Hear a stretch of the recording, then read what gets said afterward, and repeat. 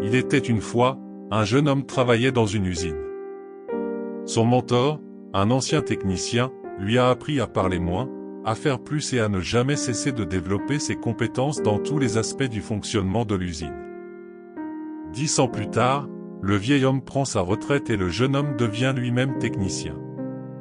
Il a continué à faire son travail avec le même dévouement et la même diligence qu'on lui avait enseigné. Un jour, il a rendu visite à son mentor. Le vieil homme vit qu'il semblait malheureux et demanda ce qui le troublait. Le jeune homme a soupiré et s'est vidé.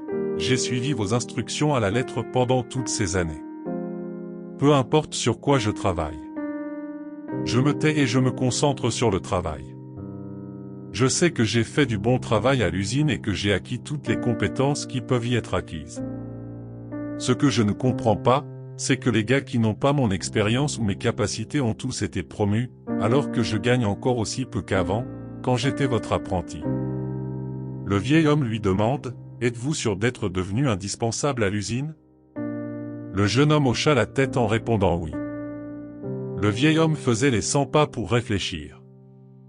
Au bout d'un moment, il se tourna vers le jeune homme: « Vous devez demander un jour de congé, en utilisant la raison de votre choix.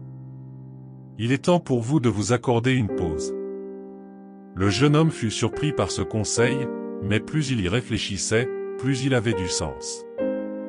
Il remercia son professeur et partit rapidement pour faire une demande de congé. Lorsqu'il est retourné au travail après sa journée de congé, le directeur l'a appelé au bureau pour lui dire que les choses n'allaient pas bien à l'usine pendant son absence. D'autres ont rencontré de nombreux problèmes qui seraient normalement gérés par lui, et il n'avait aucune idée de la façon de les résoudre. Conscient de son importance, le directeur décide de le promouvoir au poste de technicien supérieur, pour le remercier et l'encourager à continuer son bon travail. Le jeune homme était reconnaissant de la sagesse de son mentor. Sûrement, pensa-t-il, c'était le secret du succès.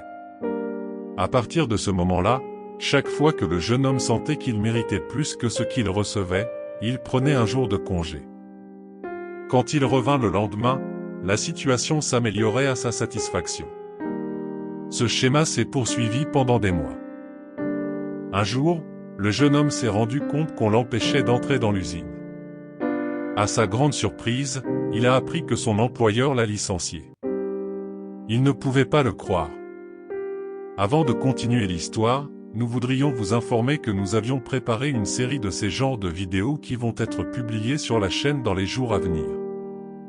Du coup, nous vous invitons à vous abonner à la chaîne et activer la cloche de notification pour ne rater aucune de ces vidéos. Merci bien. Ne sachant pas quoi faire d'autre, il est retourné voir son mentor, pour essayer de comprendre comment les choses avaient si mal tourné. « Pourquoi ai-je perdu mon emploi ?» demanda-t-il avec une fierté blessée. « N'ai-je pas tout fait comme vous me l'aviez demandé ? En fait, vous ne l'avez pas fait, car vous n'avez entendu que la moitié de la leçon, lui a répondu le vieil homme en secouant la tête. Vous avez tout de suite compris que personne ne fait attention à une ampoule allumée en permanence. Ce n'est que lorsqu'il s'éteint que les gens le remarquent soudainement et réalisent qu'ils le tiennent pour acquis.